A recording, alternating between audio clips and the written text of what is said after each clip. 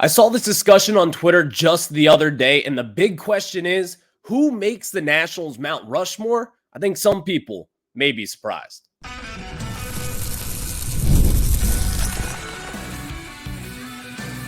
You are Locked On Nationals, your daily Washington Nationals podcast, part of the Locked On Podcast Network, your team every day. And thank you all for making Locked On Nationals your first listen every single day, as we are free and available wherever you get your podcasts. And of course, I am your host, Ryan Clary. You can catch me over on Twitter at RyanClary11 and as well as a show page at LO_Nationals. For all your latest Nationals news and notes, make sure to check us out over on Twitter. And of course, while you're at it, make sure to search up Locked On Nationals wherever you get your podcasts, including over on YouTube, and hit that subscriber button for me as well. And you can even drop a thumbs up, a comment in the video, whatever it is, whatever makes you happy will make me happy. Later on in today's show, we will have a Nationals Tiger Series preview as Kenta Maeda takes on the Washington Nationals tonight. And boy, he has had a very, very tough season, Patrick Corbin-esque kind of season. And really, if you may not know it, I'll have that preview in the third segment of today's show. In the second segment, kind of a big picture, talking about this Nationals team in 2024. Are you surprised with the way that this team has played? Well, I don't know.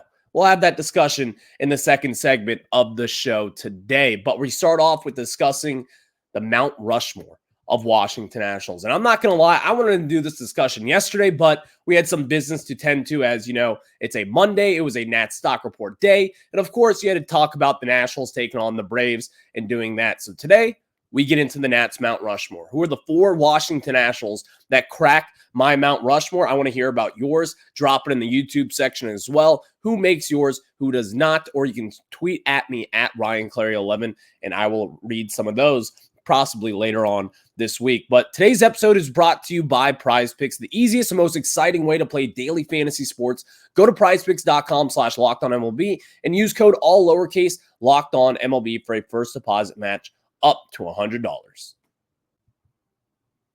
And now we get back into it with the Mount Rushmore of Washington Nationals. I saw this discussion from the Sports Junkies over on 106.7 The Fan, and it got some rave reviews, if we're being honest. So I think my Mount Rushmore, the four Washington Nationals that mean the most, and really the Nationals who I think of when you say the Washington Nationals, that is kind of what I'm going with here. That is the way that I am attacking this. So let's get off and start with the obvious here. Mr. National Ryan Zimmerman.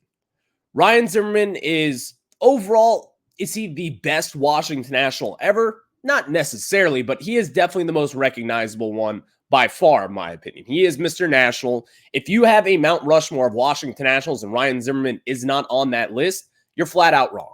That's just what it is. He's got the most games played in the organization, most at-bats, most runs, most hits, most total bases, most doubles, most home runs, and most RBIs in the franchise's history. Ryan Zimmerman is Mr. National for a reason. He was the first kind of peak, you could say, of this organization. He was the first guy, and number one, the first draft pick ever for this organization, for the Washington Nationals, talking about them. He was the guy. Back in 2005, when he first got called up, the same year that he was drafted, Ryan Zimmerman was the guy for this organization. Coming out of the University of Virginia, from Virginia as well, and, you know, some people could say he was the hometown kid. I guess you could say that. People down in Virginia Beach watch the Washington Nationals. They have Masson down there. You would say that they would grow up Nationals fans if Zimmerman grew up with the Nats here in town, but ultimately he did not. So I don't know who he was a fan of growing up. Probably the Braves, if I had to bet, or the Orioles. I don't really know at this point, but playing third base, playing all the different things. He was the guy. He was the Washington Nationals before anybody else got into town, before Steven Strasburg was there, before Bryce Harper was there. So you have to start off with Ryan Zimmerman. He is the founding father of the Washington Nationals. I think that's the easiest way to put it. The second figure of my Mount Rushmore is Max Scherzer. Not Steven Strasburg. It's Max Scherzer. The reason why I say that is because was there a more dominant pitcher during his time with the Washington Nationals across Major League Baseball? We could talk about Clayton Kershaw. He's obviously in that picture as well. That's what it was, though. It was Clayton Kershaw one of the better pitchers of all time. And then Max Scherzer as well with the Nationals. The run that he had here, again, I think people just kind of forget how good and how dominant Max Scherzer was as a Washington National. He had 10 complete games for, which by the way, the most in Nationals history, which is pretty easily done, 2 Cy Young Awards, 4 shutouts, multiple no-hitters back in 2015, and again, one that should have been a perfect game. If you remember Jose Tabata, never forget, 8 2/3 innings pitched, perfect game going. He leaned into a pitch to ruin the perfect game. And then ultimately, he did finish that off with the no-hitter, but we all know what should have happened. He should have had that perfect game, and that would have been even crazier history, of course, as he joins an elite list of guys who have ever thrown a perfect game. Max Scherzer cracks that list for me. The dominance in the display of just every 5 days, going out there, never really hurt, taking the ball, and you knew that you were going to be getting 7 innings pitched, maybe a run or 2 earned, and that's about it. Max Scherzer was the definition of dominance when he was with the Washington Nationals. You got a peak performer every 5 days. It was a treat to watch Max Scherzer go out there. And if you still look around Nats Park right now, who doesn't wear a Max Scherzer jersey? You still see them everywhere. And as you should, by the way. He is probably going to go down, and probably is, one of, if not the best Washington National of all time. The most dominant Washington National of all time, in my opinion. Even as he had his short run here from 2015 all the way through midway of 2021. It's a shame that Max Scherzer couldn't finish his career as a National because these were his best years here in town. It goes down as one of the better contracts Mike Rizzo has ever given out, in my opinion. But if we're talking about just the best, the most dominant, one of the biggest peacemakers in national history, you have to talk about Max Scherzer. He is in this equation, and in my opinion, it's not even close. So to get this third figure in here, Stephen Strasburg, you can't leave him off this list. He changed the trajectory of this franchise when the Nationals took him number 1 overall back in 2009. And rightfully so, by the way. Stephen Strasburg was probably the best college pitching prospect of all time, really just best pitching prospect of all time. Maybe even slightly ahead of Paul Skeens at this point, who we now know has kind of taken Major League Baseball by storm, and he's one of the better prospects we've seen in quite some time. But he was the guy before Paul Skeens, before Clayton Kershaw.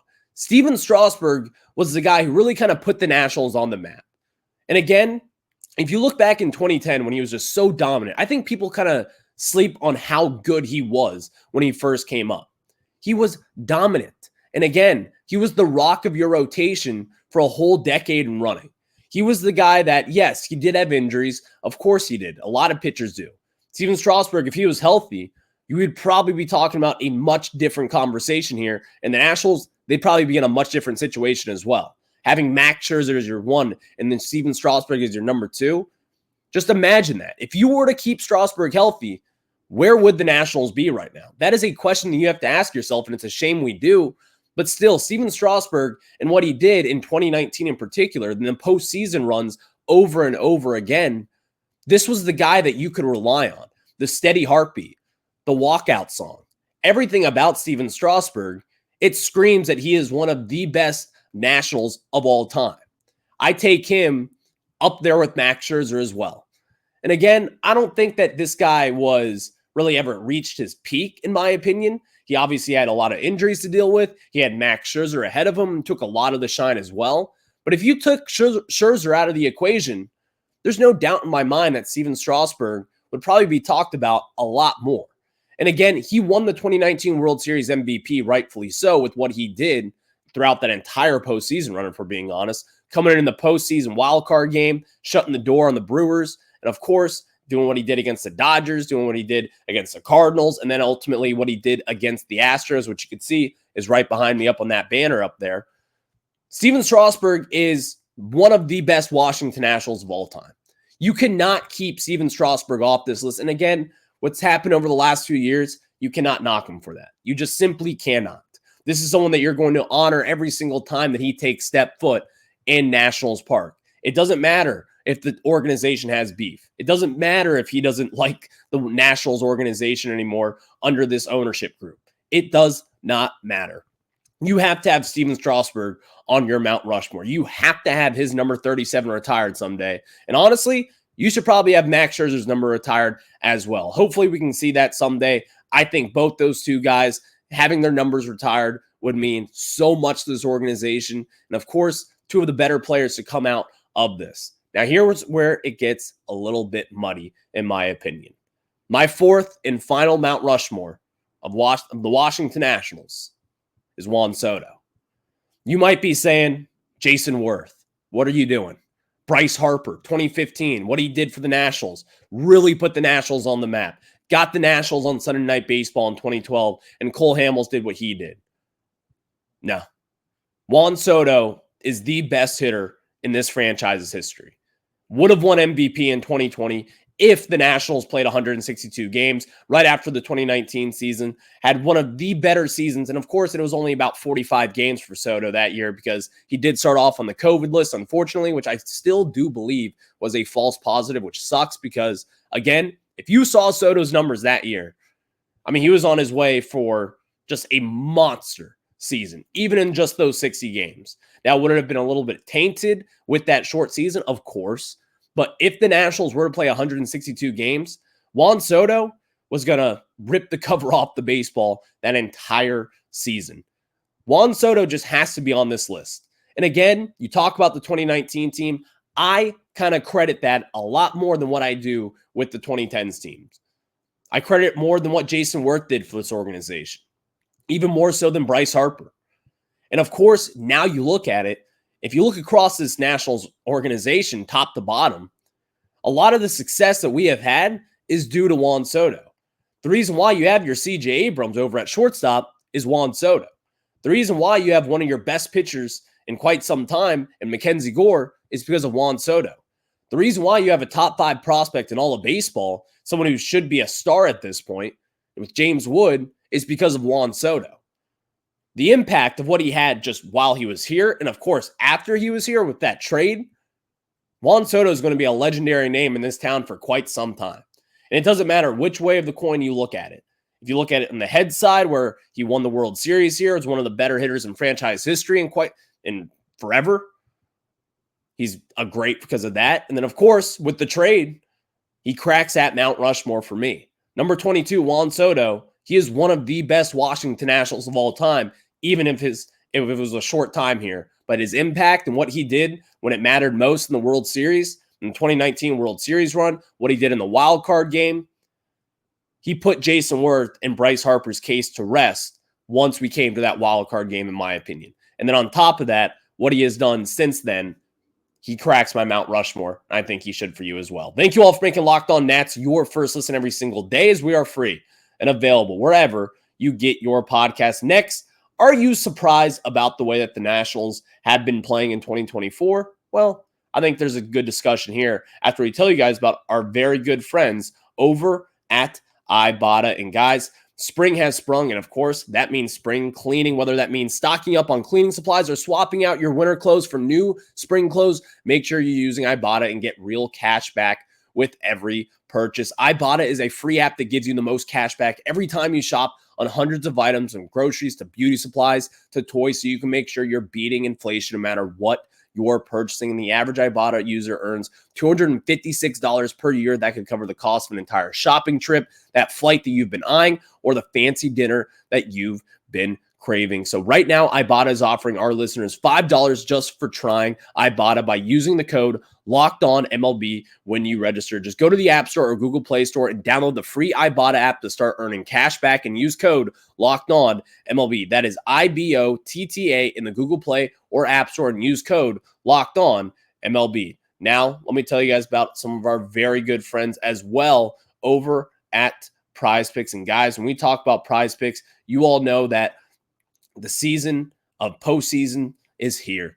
With PrizePicks, you could turn $10 into $1,000 in a single game watching your favorite sports this summer. You can make a PrizePicks lineup in as little as 60 seconds. You just need to pick more or less on 2 to 6 players, stat projections, and you're locked in. You may ask, what is PrizePicks? Well, PrizePicks is America's #1 fantasy sports app with more than 5 million members, and it is the most fun, exciting way to get on the action while you watch your favorite sports and players. You just pick more or less on 2 or more player stats for a shot to win up to 100 times your cash. And of course, baseball season is underway here, and there's no better way to cash in on the action than PrizePicks. Add your favorite players from the diamond to your PrizePicks lineups all season long, whether it's strikeouts, RBIs, first inning runs. Take your pick of more or less and add them to PrizePicks. And I love it because if you're watching the Nationals tonight against Kenta Maeda, you're going to take less on the strikeouts for Maeda. He has not been all too great this year. You're going to take more on the walks because he has been walking some guys for a little bit of time now. So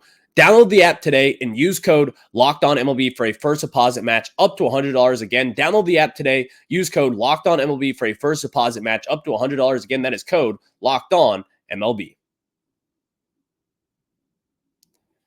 Thank you all for making Locked On Nationals your first listen every single day, as we are free and available wherever you get your podcast. Now, let's get into it. Are you surprised with the way that this Nats team has performed in 2024? I'm not all that surprised with the Nationals record. We sit at 30-35 right now, but here's where I am a little bit more surprised. The Nationals are only 2 games back from a wild card spot. I don't know if you call the National League competitive, and again, we are still in early June. It is June 11th at this point, but the Nats are 2 games back from a wild card spot, sitting at 30-35. That is pretty jarring to me. That is the part where I'm actually wildly confused. And again, I'm not all that surprised with the Nats record. I didn't think that the Nationals would be a contending team at this point. Now, they are a contender technically, only 2 games back from a wild card spot. They could sweep the Tigers and all of a sudden be a half game back of a wild card spot or whatever it is at this point. That's where they could be. Now, again, I'm way more surprised with how competitive that the NL is. I thought the team like the Cubs would be a lot better than what they are. I thought a team like the Cardinals would be a lot worse than what they have been over the summer. But if the Nationals were to make a run, you would have to look back at shortstop C.J. Abrams. C.J. Abrams having a big summer could really put this team in contention, in my opinion. Now, we talked about his scorching hot April, where he was top 10 in slugging in Major League Baseball, where he was top 10 in home runs. He was just killing the baseball, and we all thought that C.J. Abrams, the superstar that we all dreamed that we would have with him, had arrived. Ultimately, he has kind of fallen off just a little bit, but still his production has been solid. He has been a little bit better as of late. But C.J. Abrams, he has been kind of the guy. If this offense goes, it goes because of C.J. Abrams. And we could also bring in Lane Thomas in this discussion if he really turns it around with the Nats, and he has been better since coming off the IL. But C.J. Abrams is really the guy that you kind of look at and say, if the Nationals were to have some success, C.J. Abrams is going to have to be a star. And also, not even to mention, top 5 prospect in all of baseball at this point, James Wood. If James Wood comes up and just tears the cover off the baseball, hits 30 home runs, he's not going to hit 30 home runs at this point, but it's 20 home runs, let's say, from July all the way through the end of September, James Wood is going to put this team on the map.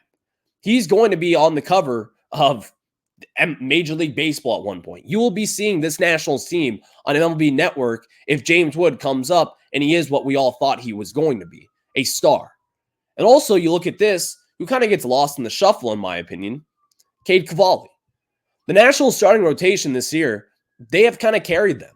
They have carried this team into contention. The Nats offense has still struggled with power. You see guys like Joey Gallo, hasn't really been hitting for whole too much power. Joey Meneses, the 2 Joeys, not any power whatsoever. C.J. Abrams, after starting red hot this 2024 campaign, has kind of slowed down with the power as well. Lane Thomas, not really hitting for the power than what he was last season. But if you have James Wood come up, that fits a pretty big hole that the Nationals have. You are going to be getting a lot of power in that lineup. And again, looking at Cade Cavalli as well, what can Sean Doolittle do with him?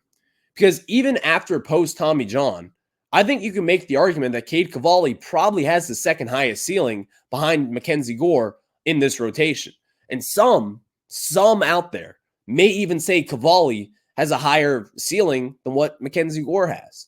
I don't make that argument. I think Mackenzie Gore has a Cy Young kind of ceiling. I don't think Cavalli has that. And again, I have to see what he is doing, how he's throwing his fastball post Tommy John. I haven't really seen reports about it so far, but I would imagine that his velo probably isn't as high as what it was pre-Tommy John, where he's pumping 99 to 100 nearly every single time out there.